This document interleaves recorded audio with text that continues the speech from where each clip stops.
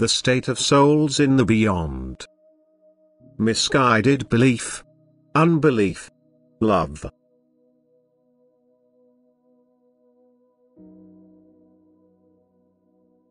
Many people find it inconceivable that they could have direct contact with me, which is proven by my direct communication, by hearing my word in the form of thoughts.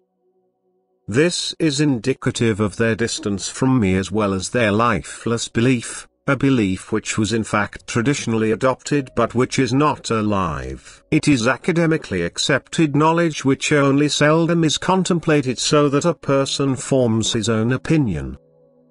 People could deduct from such adopted knowledge that the eternal deity has to and will reveal himself, but faith in an eternal deity is weak and thus religious doctrines are not taken seriously enough to achieve spiritual progress, which would result in a person trying to establish contact with me. First I have to be sincerely acknowledged by a person before I can reveal myself to him. And this assured faith in me is missing in a great many people, which is the reason why they live in spiritual darkness and will enter the spiritual kingdom in this darkness. What they failed to do on earth they will have to make up for in the beyond without fail. They have to think. And due to their own fault are frequently too weak to do so. If labors of love follow them into eternity, they will not be entirely without strength regardless of their unbelief. Their strength rests in the fact that they will not completely lose their recollection of the knowledge they dismissed on earth and are able to think about it. Whereas unbelieving souls without deeds of love following them will find themselves in dire distress, for they are unable to think clearly and cannot come to terms with their thoughts. Nevertheless, even these souls can be educated in the spiritual kingdom by other souls who are able to intelligibly present to them what they need to know if they are willing to accept their teaching. To render intercession for these souls is a labor of utmost love and compassion, so that they may receive strength of will and find access to circles where enlightenment can be given to them. Deeds of love can make good every deficiency and give the soul faith, but the spiritual darkness will only disappear when they have acknowledged Jesus Christ, for only He can redeem their guilt which resulted from their unbelief on earth.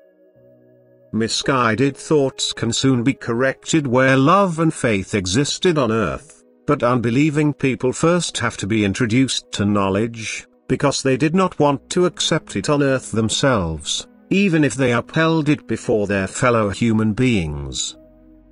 I cannot give souls instant enlightenment if they do not acknowledge me and if their love was not intended for me or their fellow human beings.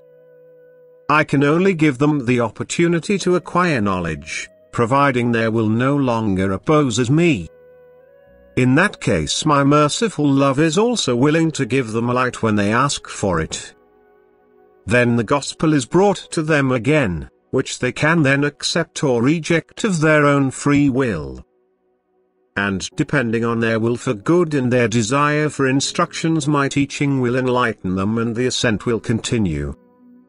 But it will suffer great torment in darkness until an unbelieving departed soul from earth is touched by a ray of light and follows it. But as soon as it has experienced the benefit of light, it will also be willing to change its nature, and it will always desire more light until it receives it. The darkness only rarely releases souls, but I know when I can open the gates and set the souls free. I know when they are receptive to a ray of light, and I will help them to find the way that finally leads to me and to eternal joy. Amen.